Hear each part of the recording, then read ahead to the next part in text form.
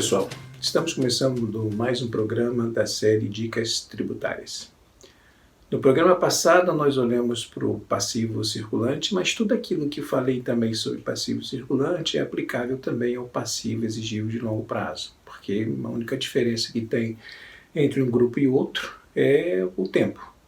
O passivo circulante, os valores exigíveis são num prazo mais curto, e aqueles considerados como exigíveis de longo prazo são aqueles que vencem depois de um ano.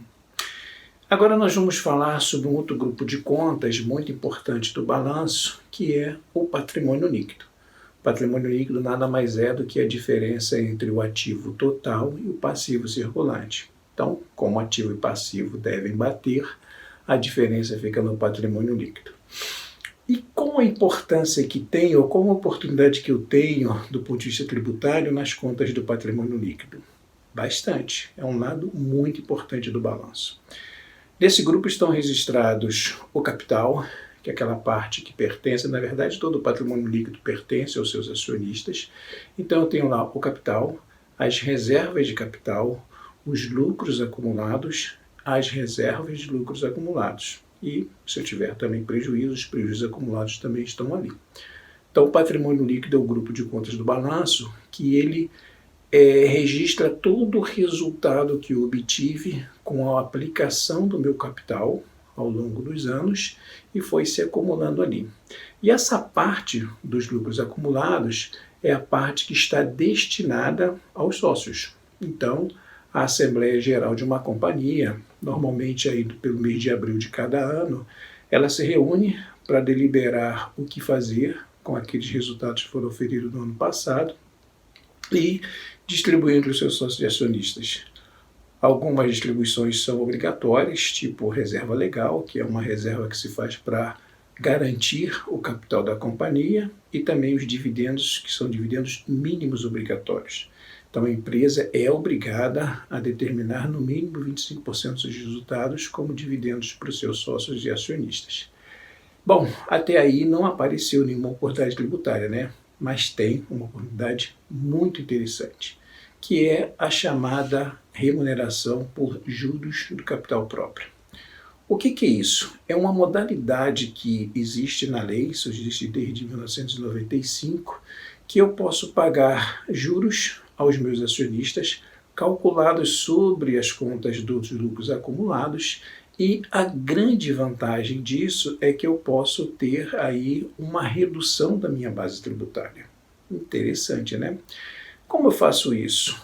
Eu pego o valor do meu patrimônio, aplico sobre ele, tem algumas ajustes que eu tenho que fazer nas contas, mas eu aplico sobre ele a taxa de longo prazo, a TJLP acumulada naquele período, sobre esse patrimônio, e eu vou achar um valor.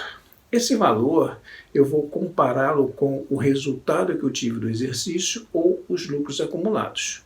O que for maior dos dois, 50% eu posso destinar aos meus sócios e acionistas. Pô, legal, mas até aí, qual é a vantagem tributária? A grande vantagem tributária que tem nesse mecanismo é que eu posso utilizá-lo como uma distribuição de resultado, mais uma distribuição de resultado considerada como uma despesa financeira.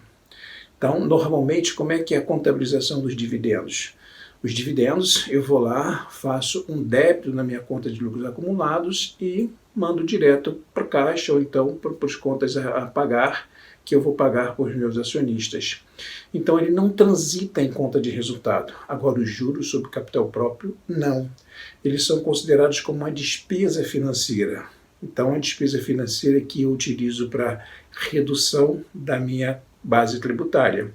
E essa redução, por que ela é muito interessante? Porque eu estou trocando uma tributação de 34% no caso de uma companhia normal e de 45% numa instituição financeira por 15% somente. Por quê?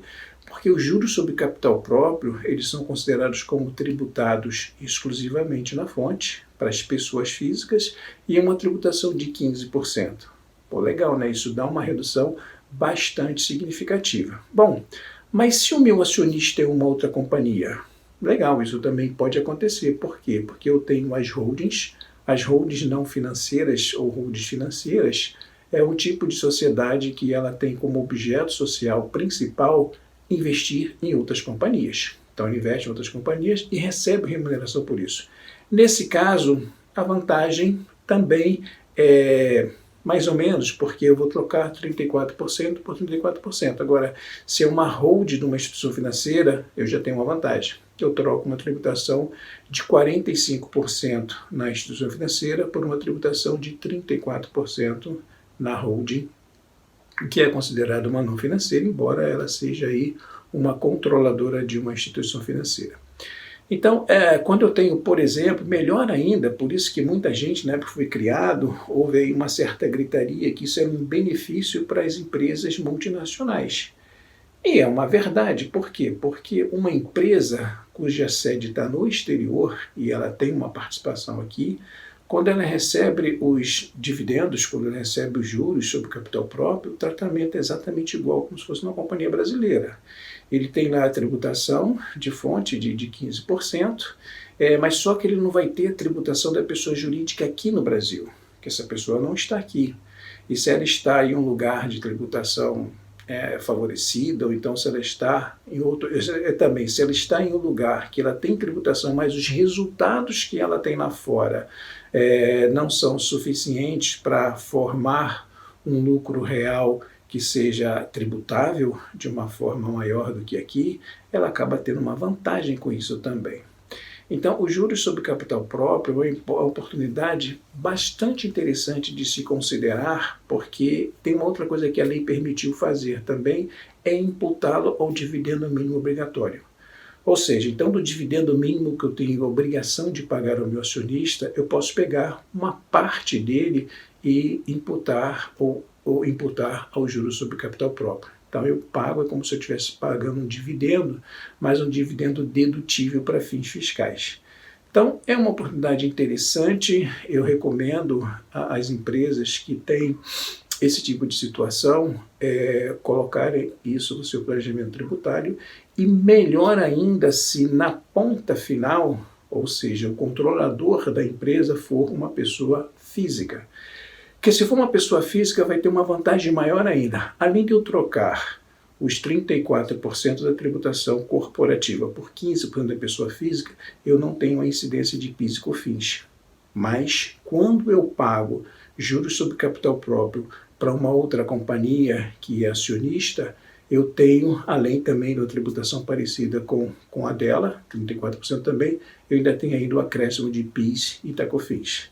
Essa foi uma discussão que durante muitos anos ficou aí nos tribunais, se havia ou não havia a PIS e COFINS sobre o JCP, mas no final prevaleceu a tese da Receita Federal e é assim considerado como um item de formação da base de cálculo do PIS e da COFINS esse tipo de ganho financeiro.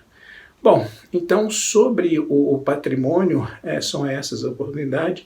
E, na verdade, nesse programa também, nós encerramos as conversas sobre as contas patrimoniais, que são as contas patrimoniais que é o ativo e passivo. A partir da semana que vem, a gente vai falar sobre 2 grupos de conta, esse sim, bastante importante e cheio de oportunidades tributárias, que são as despesas e as receitas. Vamos explorar bastante o que é receita, qual é o conceito de receita, como eu posso minimizar a minha tributação de receita com a simples escrituração de um contrato e também os cuidados que eu devo tomar com as minhas despesas. Bom, por hoje é só. Os meus dados estão aqui embaixo. Qualquer coisa que vocês queiram continuar essa conversa comigo, fiquem perfeitamente à vontade. Valeu, um abraço, até a próxima, tchau.